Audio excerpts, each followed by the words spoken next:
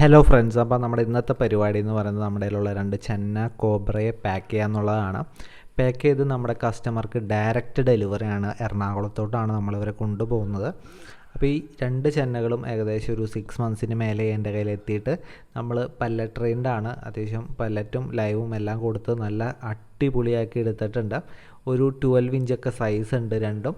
അപ്പോൾ 2 പേരെയും നമ്മൾ പിടിച്ചിട്ടുണ്ട്, യാതൊരു പേടിയുമില്ല. എൻ്റെ മോസ്റ്റ് ഫേവറേറ്റ് ചെന്ന വെറൈറ്റി ഏതാണെന്ന് ചോദിച്ചാൽ ഞാൻ പറയും ചെന്ന കോബ്രയാണ്. കാരണം അവരുടെ ഒരു ആറ്റിറ്റ്യൂഡും എല്ലാം അടിപൊളിയാണ്. അതുപോലെ തന്നെ നമുക്ക് ബാക്കി ചെന്ന ബാർക്കിയൊക്കെ കമ്പയർ ചെയ്ത് നോക്കുകയാണെങ്കിൽ അത്യാവശ്യം പോക്കറ്റ് ഫ്രണ്ട്ലി ആയിട്ട് മേടിക്കാനും പറ്റും. അത്യാവശ്യം ഹാർഡി ഫിഷുമാണ്. ചില സാഹചര്യത്തിൽ TDS ഒക്കെ ഹൈ ആയി കഴിഞ്ഞാൽ ചത്തുപോകുന്ന ഒരു ചാൻസ് കൂടുതലാണ്. അല്ലാത്ത പക്ഷം അരോണയെക്കാട്ടിയൊക്കെ സേഫാണ് വളർത്താനായിട്ടും.